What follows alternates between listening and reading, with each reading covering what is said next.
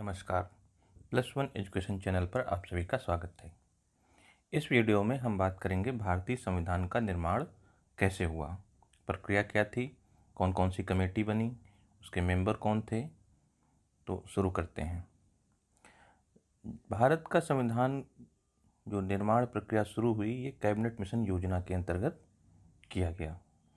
Cabinet mission इससे पहले जो बात की जाए तो कैबिनेट मिशन की 29 मार्च 1946 को कैबिनेट मिशन भारत आया था। और ये क्यों आया था? क्योंकि ब्रिटेन के जो लेबर पार्टी के नेता इटली थे, उन्होंने भारतीय नेताओं से बातचीत शुरू की थी और उनसे और ज़्यादा बात की जा सके, इसलिए उन्होंने एक अपना संसदीय दल भेजा भारत में, जिसको कैबिनेट मिशन के नाम से जाना गया। इसके मेंबर थे, आप देख सकते हैं, Sir Stafford Cripps, Lord Pethick Lawrence और ए.बी. अलेक्जेंडर। तो इन लोगों ने यहाँ भारतीय नेताओं से बात की और कुछ प्रक्रियाओं पे राय बनी, कुछ पे नहीं बनी। तो जिन राय बनी वो एक राय ये थी कि संविधान का निर्माण हो, सत्ता हस्तांतरण की जाएगी, लेकिन उससे पहले एक संविधान होना चाहिए, नियम कानून होने चाहिए, जिसके आधार पर ये देश आगे बढ़ेगा। तो मुस्लिम लीग की एक मांग थी कि हमको पाकिस्तान चाहिए। इस आयोग ने, इस कैबिनेट मिशन ने उस मांग को ठुकरा दिया था। और इसके बाद फिर 29 जून 1946 को कैबिनेट मिशन यहाँ से वापस, भारत से वापस चला गया। लीग जो है और कांग्रेस है, इन्होंने कुछ सहमति असहमति होते होते इस बात को स्वीकार कर लिया। लेकिन योजना के अंतर्गत जो बातें बनी थीं वो इस तरह से थीं कि फ़ायदा तो हो रहा था सबका। गांधी जी ने इसके बारे में कहा कि ये योजना उस समय की सबसे अच्छी योजना थी।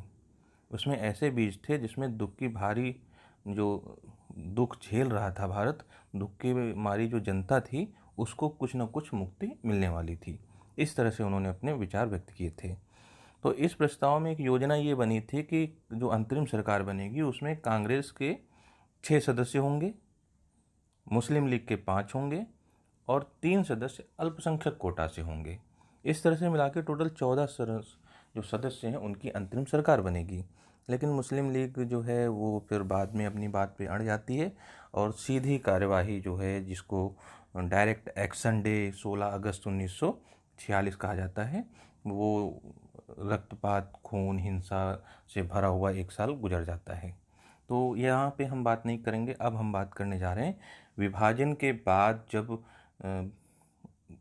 पहली बैठक हुई, तो उस बैठक में सच्चिदानंद सिन्हा, जो उस समय सबसे वृद्ध मेंबर थे, उनको अस्थायी रूप से अध्यक्ष बनाया गया और ये दिनांक था 9 दिसंबर 1946।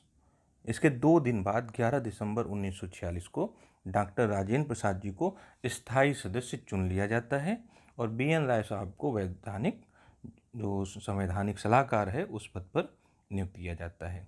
फिर 13 दिसंबर 1946 पंडित जवाहरलाल नेहरू उद्देश्य प्रस्ताव पेश करते हैं। 22 जनवरी 1947 को संविधान सभा ने प्रस्ताव स्वीकार कर लिया जो पंडित नेहरू ने पेश किया था। इस पर चर्चा चली और उसके बाद 1947 को ये स्वीकार कर लिया गया, जिसके बाद 165 दिनों के 11 सत्र भी बुलाए गए। यानी इस पर चर्चा करने के लिए 11 सत्र टोटल बुलाए गए थे। 29 अगस्त 1947 ये वो दिन है जब प्रारूप समिति के अध्यक्ष के रूप में डॉक्टर भीमराव अंबेडकर को चुना गया और बी.एन. राय द्वारा एक प्रारूप तैयार किया गया। तो 29 अगस्त की डेट इम्पोर्टेंट रहती है। अब हम लोग जानेंगे प्रारूप समिति के सदस्य कौन कौन थे। तो ड्राफ्ट कमेटी इंग्लिश में कहते हैं इसको। इसमें जो अध्यक्ष बने वो डॉक्टर बी.आर. अम्बेडकर बने। एन. गोपाल स्वामी अयंगर, ये कश्मीर के पहले प्रधानमंत्री थे, इनको सदस्य बनाया गया। के.एम. मुंशी, कन्हैयालाल माणिकलाल मुंशी इनका पूरा नाम है। ये साहित्यकार थे। कभी कभी कुछ लोग मुंशी प्रेमचंद कहते हैं, तो प्रेमचंद जी के नाम के आगे मुंशी नहीं था, वो मुंशी ये थे, कन्हैयालाल माणिकलाल मुंशी, जिसको भ्रमवश लोगों ने प्रेमचंद जी के साथ जोड़ दिया था। उसकी भी एक अपनी एक कहानी है, क्यों हुआ था ऐसा। अलादी कृष्णा स्वामी अय्यर एक प्रसिद्ध वकील थे। मोहम्मद शादुल्ला, बी.एल. मित्तल। बी.एल. मित्तल साहब जो हैं वो बीमार रहते थे, अस्वस्थ थे, इसलिए उन्होंने त्यागपत्र दे दिया और उनकी जगह एम माधवराव को फिर नियुक्त किया गया। डीपी खेतान प्रसिद्ध वकील थे, इनकी डेथ हो गई इसी समय के दौरान और इनकी जगह पे टी कृष्णाचारी को नियुक्त किया गया।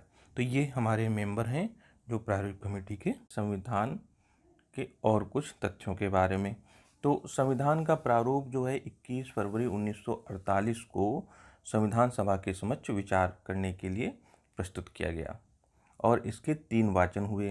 तो वो वाचन की डेट क्या है उसको हम देखेंगे। प्रथम वाचन है 4 नवंबर 1948 से 9 नवंबर 1948 के मध्य किया गया। इसके बाद द्वितीय वाचन 15 नवंबर 1948 से 17 अक्टूबर 1949 तक चला और तीसरा वाचन जो है वो 14 नवंबर 1949 से 26 नवंबर 1949 के बीच में चला। ये 26 नवंबर 1949 वो आखिरी तिथि है जब भारत का संविधान जो है बनके तैयार हो गया था। लागू किया गया फिर 26 जनवरी को, उसकी भी अपनी कहानी है। तो इस दौरान जो समय लगा वो था 2 वर्ष 11 माह 18 दिन। कहीं कहीं आप 17 दिन भी पाओगे, वो भी सही है, 18 भी सही है। तो ये जो है इतना समय लगा हमारा। फिर ये जो डेट मानी जाती है कि एडॉप्ट किया गया वो डेट थी 26 नवंबर 1949 और प्रवर्तन जब उसमें सबके ऊपर लागू हो गया वो डेट थी 26 जनवरी 1950। तो इसीलिए 26 नवंबर को संविधान दिवस के रूप में भी मनाया जा रहा है 2015 से। संविधान के कुछ उपबंध तो उसी वक्त लागू कर दिए गए, उसी वक्त मतलब 26 नवंबर 1949 को, जैसे नागरिकता, निर्वाचन, अंतरिम संसद, आपातकालीन व्यवस्था, ये सारी उसी वक्त लागू कर दिए गए। शेष जो हैं वो 26 जनवरी 1950 को लागू किए गए। कुछ महत्वपूर्ण तथ्य हैं उनके बारे में हम जान लेते हैं। तो संविधान का जनक किसको कहते हैं? डॉक्टर भीमराव अंबेडकर को कहते हैं। संविधान का मूल स्रोत भारत की जनता है। विश्व का सबसे बड़ा ये संविधान है। ये बात किसने कहा? सर आइवर जेनिक्स ने कहा। वकीलों का स्वर्ग है। क्यों? क्योंकि इसमें भ्रम और विवाद को जन्म देता है। वकीलों का स्वर्ग मतलब ऐसा हो गया कि एक ही किताब है, एक ही पुस्तक है संविधान की और उसी पे पक्ष और विपक्ष के दोनों वकील अपनी दलीलें पेश करते हैं। सालों साल बीत जाते हैं, 20-20, 35-35 साल तक मुकदमे चलते रहते हैं, इसलिए इसको वकीलों का स्वर्ग कहा गया। संसदीय प्रणाली की सरकार की व्यवस्था इसमें की गई। भारतीय संविधान के अधिकांश प्रावधान भारत शासन अधिनियम 1935 से लिए गए हैं, मैक्सिमम वहीं से उठाए गए हैं। संविधान सभा के सदस्यों में अनुसूचित जनजाति के सदस्यों की संख्या 33 थी और महिलाओं की अगर हम बात करें तो उनकी संख्या थी 12। तो ये वो आवश्यक इम्पॉर्टेंट डेट हैं जिनको अक्सर परीक्षाओं में पूछा जाता है। अब हम जानेंगे और टोटल 17 समितियां बनी थीं, उनमें से जो प्रमुख समितियां हैं उनके बारे में हम लोग बात करेंगे। तो जैसे है संघ शक्ति समिति, इसके अध्यक्ष पंडित जवाहरलाल नेहरू बनाए गए। झंडा समिति जेपी कृपलानी इसके अध्यक्ष थे। प्रांतीय संविधान समिति सरदार पटेल जी थे। जो देसी रियासतें थी उनका भारत में सम्मिलित कराने का जो श्रेय है वो पटेल जी को ही है। और वो क्यों है? क्योंकि ये समिति के अध्यक्ष थे। संविधान फिर आता है संघीय संविधान समिति, पंडित जवाहरलाल नेहरू इसके अध्यक्ष थे। संचालन समिति डॉक्टर राजेंद्र प्रसाद। मूलाधिकार अल्पसंख्यक समिति सरदार पटेल। तो इस तरीके से ये आवश्यक कुछ कमेटियां हैं जिनके बारे में बात की जाती है। इस वीडियो में इतना ही। आगे वीडियो में हम बात करेंगे और अपने संविधान के बारे में, अंतरिम जो मंत्रिमंडल था उसके बारे में, देसी रियासतों के प्रतिनिधियों के बारे में और उद्देशिका के बारे में। इसके बाद हमारे देश में राष्ट्रीय चिन्ह, झंडा, मोहर, राष्ट्रगान, राष्ट्रगीत, इनको अडॉप्ट किया गया। इस सब के बारे में हम आगे बात करेंगे। इस